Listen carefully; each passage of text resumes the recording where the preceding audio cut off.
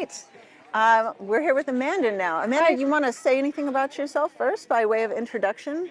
My name is Amanda. My middle name is Nicole, so I usually go by Amanda Nicole. I'm a personal trainer at Crunch, so not a gym goer, but I work there. And I've been a trainer for 12 years, and I've been a fascia stretch therapist for 9 years.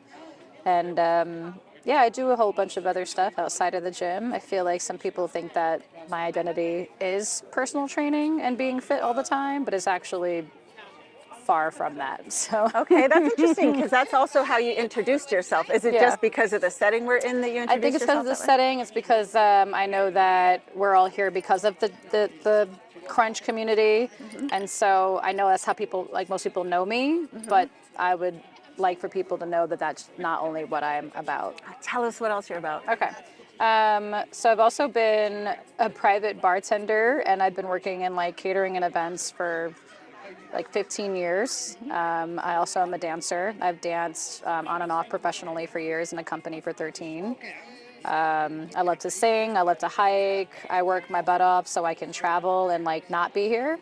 And yeah, I feel like I'm an onion and there's a lot of layers to me, but that's just one place to start. So Okay, yeah. what kind of dance do you do? Well, in the company I danced in, and I grew up in New York, so I'm not originally from the Bay Area either. A lot of people know that, but don't know that. But I danced in a company for 13 years, and I did everything from ballet, tap, jazz, modern, you name it.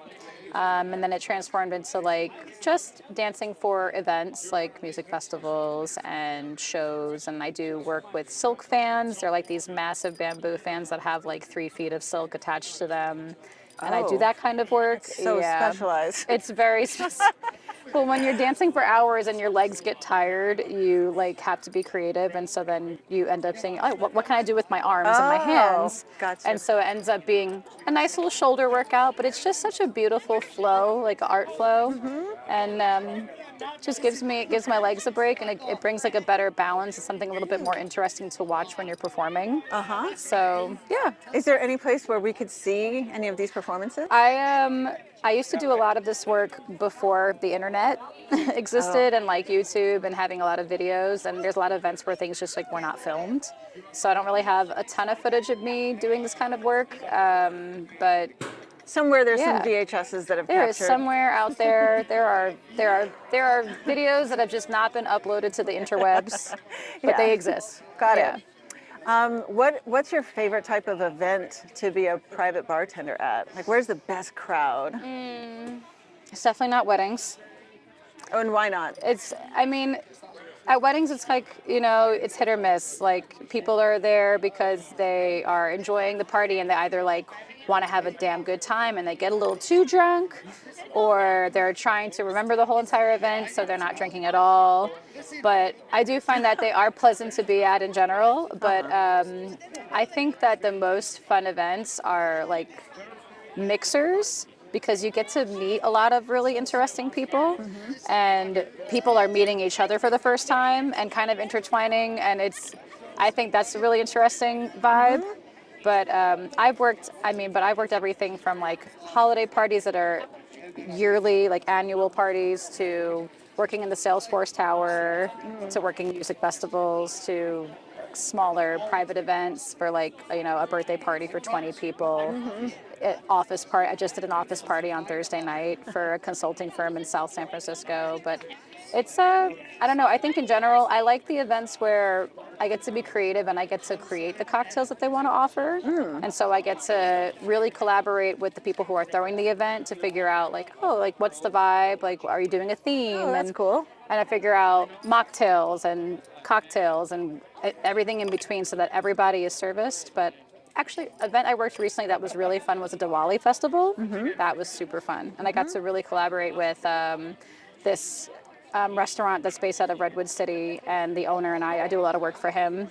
And it was cool because I got to really be creative with what I was going to offer the crowd, and I got to be in tune with the kind of people that were going to be there, like the culture and what would be appropriate with the food that they were providing. And so I think stuff like that is really, Yeah. what makes it interesting. Yeah, it's kind of a creative aspect to it. Yeah. I bet it was just a feast for the eyes with the colors too. Yeah, it was definitely beautiful. And this person had a very beautiful backyard to have this event at. So it was really awesome. Yeah. All right, I'm going to go to the personal trainer part for a Okay. second.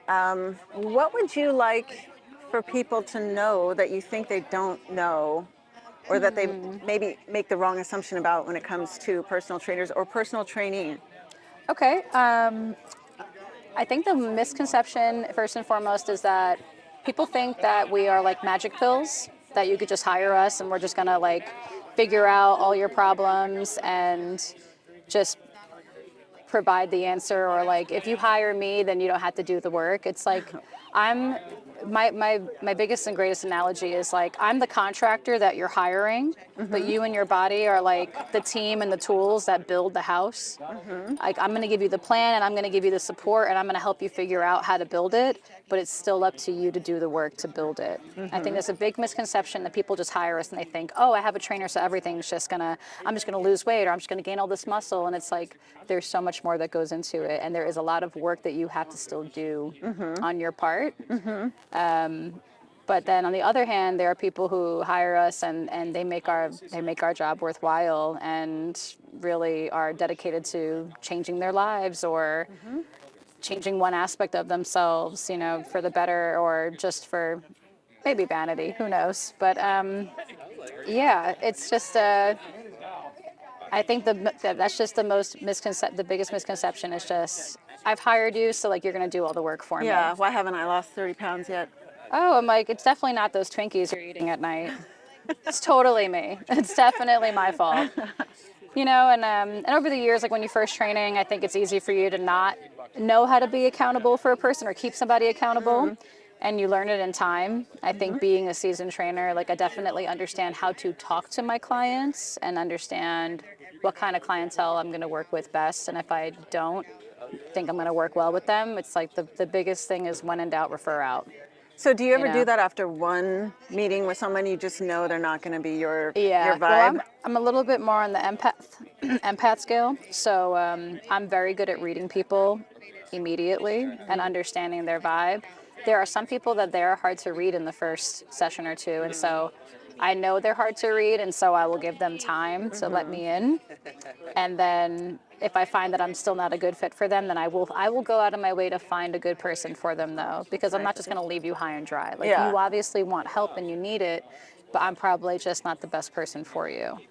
And I think some trainers get overwhelmed with that, and they're like, well, I can't help them, so then like, F it, or like, whatever, they'll figure it out. It's like, no, and they're the people that give trainers a bad name. But yeah, I mean, Okay. yeah. So I don't know if this is a question, I'll just share something and you can Yeah. speak to it. Sure. Because I was talking with Jose at the front desk one time about personal training and stuff, and I told him, what the hell was that? Was that a giant bug? That was a giant bee that flew right past you. Like, did like I a see it? pterodactyl. It did a little circle and then just whoop, goodbye. Thanks for stopping by, Mr. B. Yeah. What I said was like, intellectually, I know this is not true, but in my mind, I'm so afraid of hiring a trainer because I feel like they're just going to be laughing at me on the inside of like how that's not what's weak gonna- I am, how winded I would get with some hit shit. Yeah. Hit shit. I'm with you. Just dispel Yeah. the myth for me. No, it's totally not. And if they do, then you should fire them. But Okay, that's yeah, fair. no, we're not all like that. I love to meet people where they're at, because that's the only way to find middle ground with anybody, especially with somebody who is being vulnerable enough to give you money to help them figure out what is going on and how to get to where they want to be.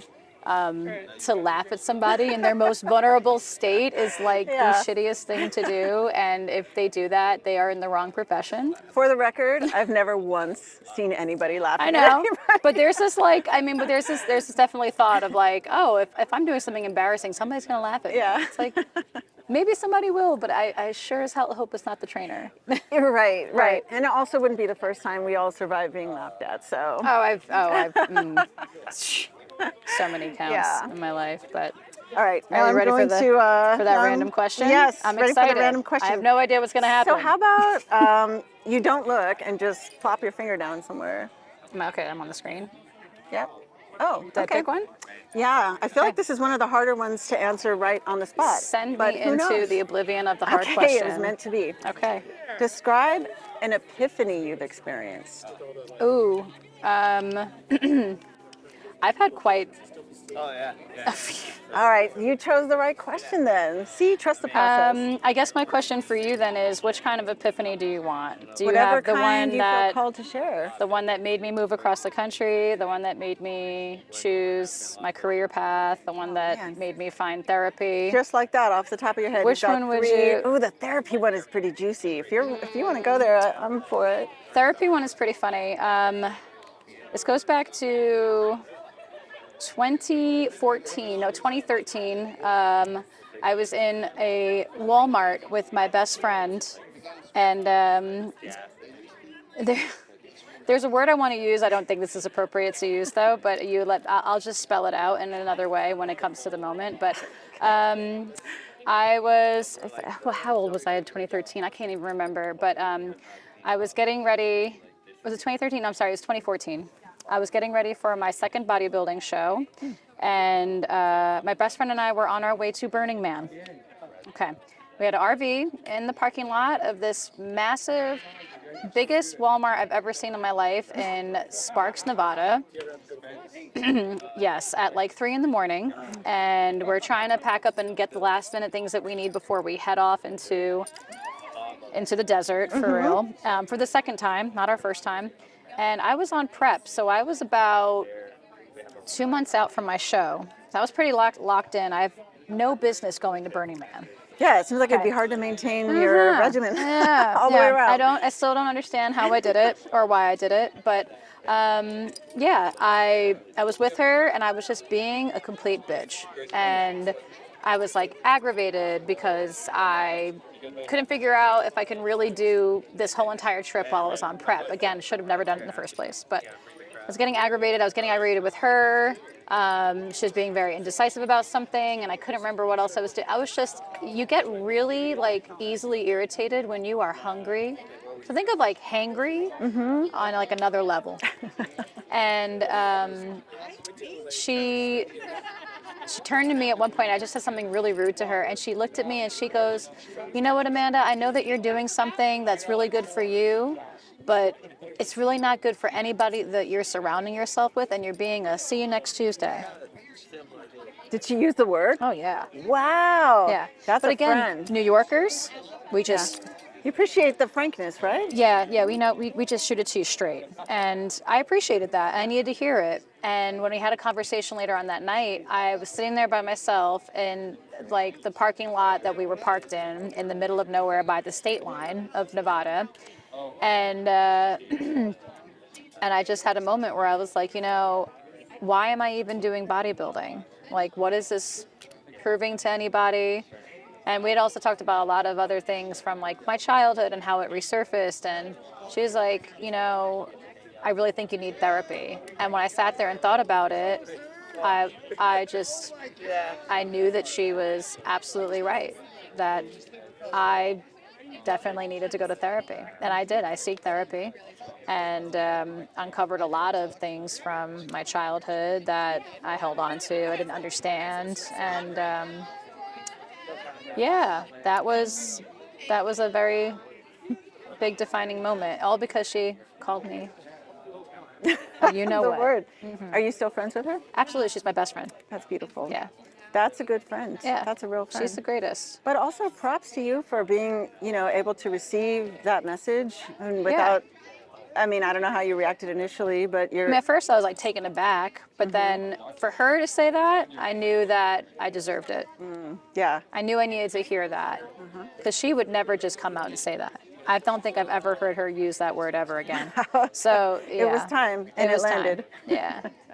Like, you're just being a bitch. I was like, That's a pretty damn good epiphany. Yeah. Thanks for right off the top.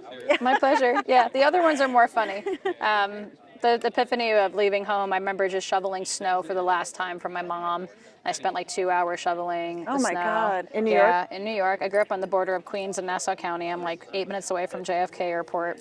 And shoveled all the snow. And I remember it just being like the most grueling snow shoveling moment I've ever had in my life.